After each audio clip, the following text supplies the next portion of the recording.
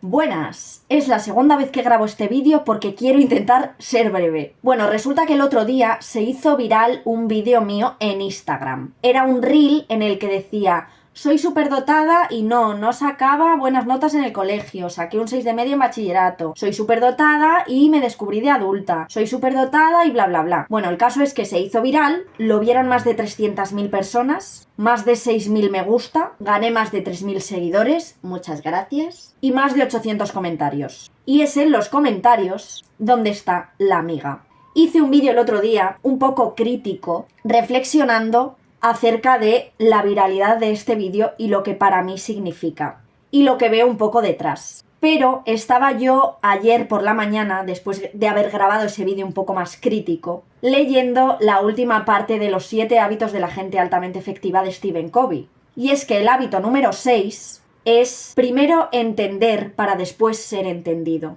Entonces dije, venga Sandra, lee los comentarios, leí todos los comentarios y quise intentar entender muchos de los prejuicios y muchas de las dudas que se reflejaban en estos comentarios. Aunque muchos de ellos eran irrespetuosos, esa es la realidad, detrás de algunos otros realmente lo que se esconde es desinformación y desconocimiento de esta realidad. Así que dije, voy a hacer un vídeo de las 12 cosas que me gustaría que la gente entendiera de las altas capacidades, así como a modo resumen un poco de esta compleja realidad. Pero lo primero que le diría a esta persona que no entiende y que acaba de llegar a las altas capacidades es: no te quedes solo en un reel de 60 segundos, ni en un vídeo de 20 minutos como va a ser este. Ve más allá, intenta explorar e investigar, intenta entender. Así que bueno, teniendo un poco en cuenta todo lo que se habló en comentarios, lo he clasificado en estas 12 cosas que me gustaría que la gente entendiera de las altas capacidades. En primer lugar, ¿qué son las altas capacidades? Bueno, aunque hay muchísimos modelos al respecto, muchas definiciones distintas, he querido centrarme un poco en el punto de vista educativo y en la definición amplia de la National Association for Gifted Children. Association lo he dicho muy mal, ¿verdad? Esta entidad define la alta capacidad de la siguiente manera: personas de alta capacidad son aquellas que demuestran un nivel de aptitud sobresaliente definido como una capacidad excepcional para razonar y aprender, o competencia, desempeño documentado o rendimiento que los sitúe en el 10% superior o por encima respecto al grupo normativo en uno o más dominios. Resumen, la alta capacidad se puede ver tanto en una capacidad excepcional para razonar y aprender, es decir, capacidad, como en una competencia en un dominio concreto, en un área del desempeño concreta. Entendamos que esta definición habla en términos académicos. Aquí ya nos está empezando a decir que alta capacidad no es sinónimo de alto rendimiento, lo que nos lleva al segundo punto. Hay muchas barreras en el desarrollo del potencial, y esta definición sigue de la siguiente forma: el desarrollo de la capacidad o el talento es un proceso de toda la vida. Diversos factores pueden potenciar o inhibir el desarrollo y la expresión de las capacidades. Algunos alumnos de alta capacidad pueden no demostrar niveles de rendimiento sobresaliente debido a las circunstancias ambientales, como oportunidades limitadas para el aprendizaje resultado de la pobreza o debido a problemas motivacionales o emocionales. La identificación de estos alumnos deberá centrarse más en su capacidad que en sus niveles demostrados de rendimiento. ¡Claro! Y es que uno de los prejuicios más grandes es el tema del alto rendimiento y el tema de que creemos que una persona con alta capacidad tiene que demostrar efectivamente ese desempeño o competencia. Eso sí, sin que nadie le haya ayudado a ello. Lo cual me lleva al tercer punto. Los alumnos con altas capacidades necesitan ayuda. No podemos pretender que las personas con altas capacidades sean aquellas que tienen un alto nivel de desempeño cuando tenemos un sistema educativo que se basa en memorizar y repetir, que no se basa en el desempeño en áreas concretas. Porque ¿qué es el desempeño real y útil? Aquel que es aplicado a la práctica. Sacar un 10 en un examen lo que simplemente está diciendo es que sabes leer, memorizar un texto y no razonar. Sin embargo, ya hemos visto que la alta capacidad es alta capacidad de razonamiento y de aprendizaje. Pero no solo aprendizaje en el sentido memorístico, sino aprendizaje de destrezas concretas, es decir, de actividades creativo-productivas. Y esta definición continúa. Su desarrollo óptimo requiere de experiencias educativas diferenciadas, ajustes del nivel de profundidad y ritmo de desarrollo del currículo. así como programas extraescolares que se adapten a su nivel de actual rendimiento y ritmo de aprendizaje. Si le damos a este grupo una educación mediocre, nos estamos condenando a nosotros mismos a una sociedad mediocre en la generación venidera. Una sociedad con sentido moral tiene que cuidar y promover el desarrollo de todos sus ciudadanos. Es decir, que de cómo tratamos a las personas con alto potencial dice mucho de la educación que tenemos y de la sociedad que tenemos. Porque por un lado exigimos que estas personas tengan un alto nivel de desempeño, pero, como digo, no se les ayuda. O más bien no se reconoce la necesidad de ayudar a estas personas a desarrollar su potencial. Sobre todo entendiendo que memorizar y repetir no es útil para la vida, más allá de la vida académica. Pero también nos dice algo interesante y debatible y cuestionable esta definición, que me lleva al punto 4. Los adultos con altas capacidades también existen. Y esta definición dice algo que me va a servir para comentar algo que se debate mucho de estos modelos del desarrollo del potencial. Los adultos excepcionalmente capaces son aquellos que más probablemente contribuirán al progreso de la sociedad y de sus objetivos científicos, humanísticos y sociales. Cierto es. Pero, de nuevo, repito, no podemos exigir a las personas con altas capacidades que solucionen todos los problemas de la sociedad. Ya has visto aquí todos los problemas a nivel científico, humanístico y social, y al mismo tiempo que no se nos ofrezca la ayuda que necesitaríamos para ello. No se nos puede exigir algo que la sociedad no nos está permitiendo desarrollar. Porque por una parte, seguro que hay muchas personas adultas con altas capacidades que han tenido un entorno adecuado y se han podido desarrollar sin la necesidad de una identificación. Pero lo cierto es que la mayoría necesitan ayuda. Los que no hemos sido identificados y hemos vivido en un entorno no propicio, que no nos ha ayudado a sacar ese potencial, no nos podéis pedir que ahora de repente tengamos que solucionar todos los problemas que hay en la sociedad. Mientras el resto se puede permitir, porque no tiene altas capacidades, estar tranquilamente tirados en su sofá, mientras nosotros les solucionamos unos problemas que no podemos solucionar porque no hemos desarrollado nuestro potencial, porque no se nos ha identificado, porque se entiende que no necesitamos ayuda. Pero al mismo tiempo está el tema de una persona tiene la obligación de ser explotada en cuanto a su potencial. A mí me gusta más hablar de exploración del potencial que de explotar el potencial. Porque explotar ya implica que necesariamente esa persona ha de estar al servicio de la sociedad, que cuidado, creo personalmente que todos debemos estarlo. Pero no podemos exigir a las personas con altas capacidades algo que tampoco les estamos dando. Por otra parte, con respecto a los adultos con altas capacidades, muchos de nosotros podemos hablar de las consecuencias de la no intervención.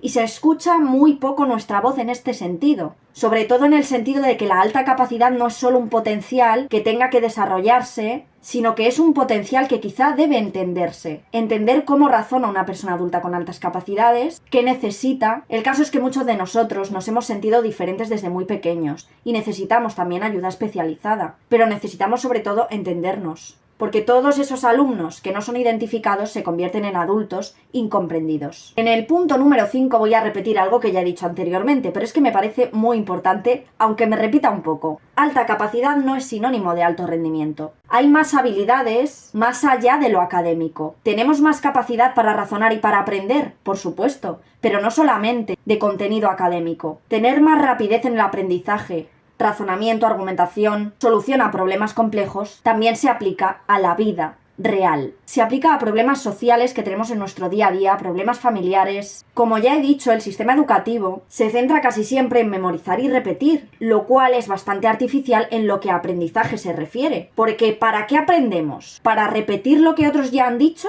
¿O para buscar nuevas soluciones? La memoria es solamente una habilidad más, que es muy necesaria, evidentemente, pero no requiere de una comprensión profunda. Tú puedes memorizar sin entender lo que estás memorizando. Así aprueba la gente los exámenes, de hecho. Lo que pasa es que entendemos erróneamente que memorizar algo y sabértelo implica que lo has entendido. Pero es que no es verdad. Por lo tanto, seguramente haya personas sacando muy buenas notas, un notable, sin haber entendido lo que realmente han hecho. No obstante, esa habilidad de memorizar cosas que no has entendido se premia muchísimo más que un verdadero aprendizaje, que la solución de problemas reales y que la aplicación más práctica. Por ejemplo, como yo ya he comentado en algún vídeo, a mí lo que mejor se me daba y lo que más me gustaba en el colegio era todo lo que tuviese que ver con habilidades creativo-productivas. Todo lo que fuese hacer. Y no solo dibujar, por ejemplo, o hacer manualidades, o hacer un trabajo en el que tú tuvieses que plasmar una información que has investigado, no algo que te han contado, sino por ejemplo trabajos pues de la asignatura de tecnología, para ponerte un ejemplo. Hacer un mueble, hacer una noria que gira, no sé, hacer cosas. Que no sea solo escuchar o leer, memorizar y repetir, copiando una información sin ni siquiera haberla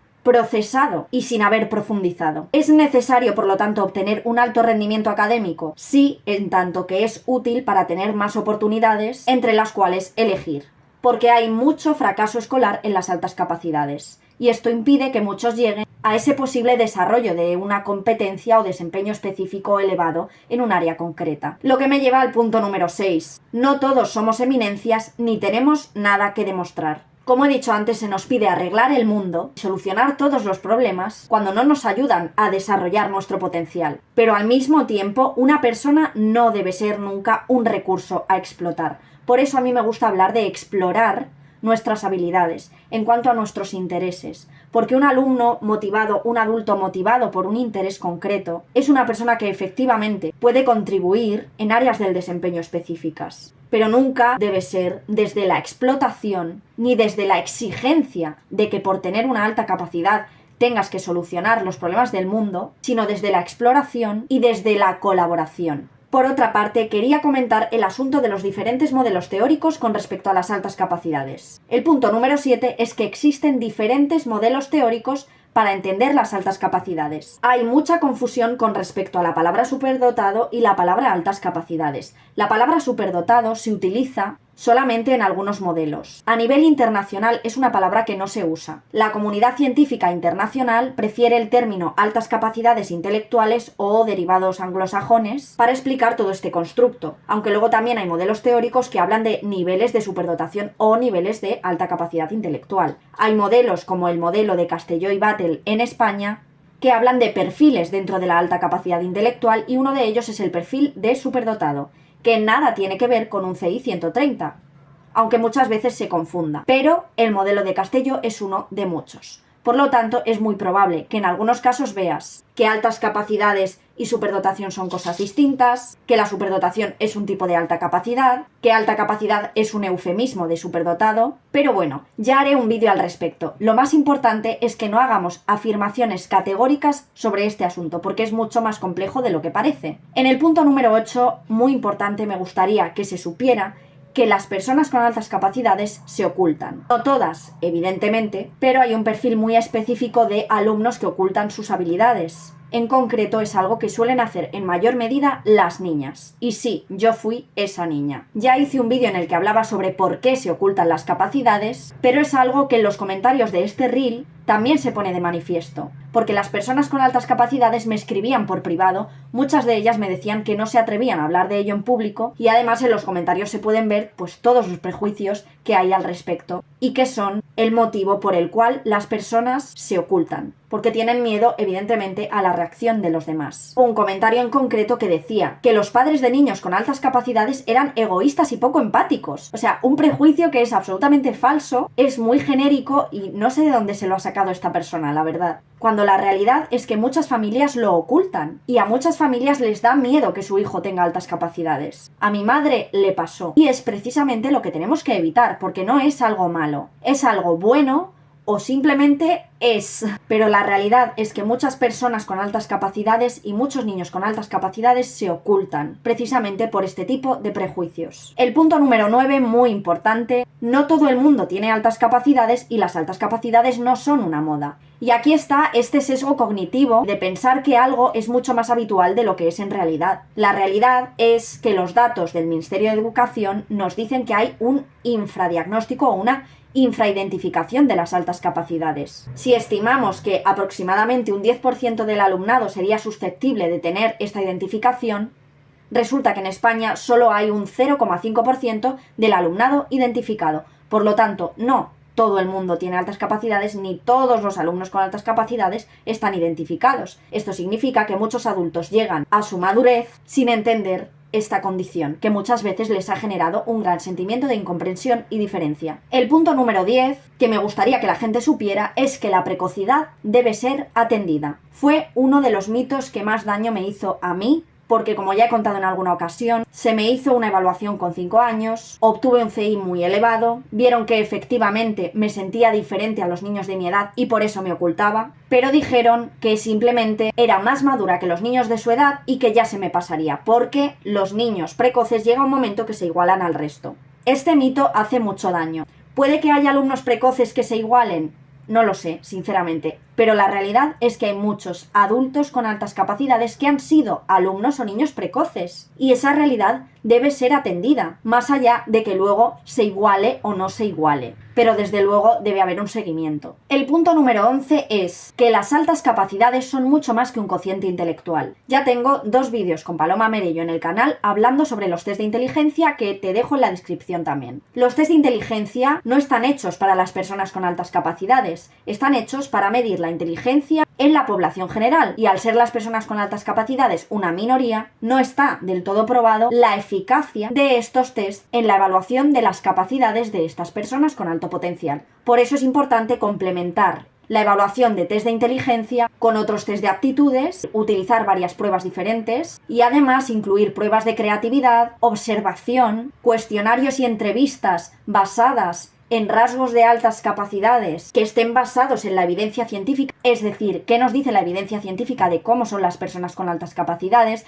de cómo se comportan los alumnos con altas capacidades o de qué sienten los adultos con altas capacidades intelectuales. Es decir, que en una evaluación de altas capacidades se tienen en cuenta muchas más cosas aparte del número del cociente intelectual. Y lo último que quiero transmitir es que cada persona con altas capacidades es un mundo. Cada persona es única y hay tantas altas capacidades como personas con altas capacidades existen. Yo no represento a todo el mundo, cada persona ha tenido una trayectoria vital muy diferente y por eso es necesario, como decía José Luis en el último episodio de Mentes Caóticas, naturalizar las altas capacidades. Es decir, las altas capacidades no es lo que nosotros queremos que sea. Cada persona con altas capacidades es distinta y hay que atender esta diversidad y entenderla. Y es que en este reel que te comento hay muchísimos comentarios que me dicen que si fuera superdotada no haría esos vídeos, que haga cosas útiles en lugar de hacer eso, que solucione los problemas de la sociedad en vez de estar haciendo el tonto en redes sociales. Y es que precisamente si hago ese tipo de vídeos es porque tengo detrás un propósito, y es que se entiendan las cosas que en el vídeo de hoy te he explicado, entre muchas otras. De verdad que la realidad es que estoy muy indignada y muy frustrada por los comentarios y por la falta de empatía. No puedo evitar pensar en esa realidad y obviarla como si solo existieran los comentarios positivos. No es fácil ser bombardeada a comentarios, muchos de ellos llenos de prejuicios y de faltas de respeto hacia mi persona. No obstante, a pesar de todas estas críticas y de este bombardeo, que por suerte me ha pillado en un buen momento, en el que ya estoy emocionalmente bien y puedo soportarlo, creo que es para reflexionar el hecho de que un vídeo que supuestamente es absurdo, mientras que el contenido de calidad no llega, porque a la gente no le interesa ver más allá. Entonces, si tú has llegado hasta aquí es porque te interesa ver más allá, así que te lo agradezco muchísimo. Y por último, daros las gracias a todas las personas que me habéis hecho comentarios buenos, de apoyo, de comprensión, de querer saber más, pero desde el respeto. Y muchas gracias a quienes alabáis mi voz, que me habéis dicho muchos que si hago doblaje, y agradezco mucho que se note. Si alguien conoce a algún director de doblaje que me quiera hacer una prueba, aquí estoy. Espero que te haya gustado este vídeo y muchísimas gracias por estar ahí detrás y por escucharme.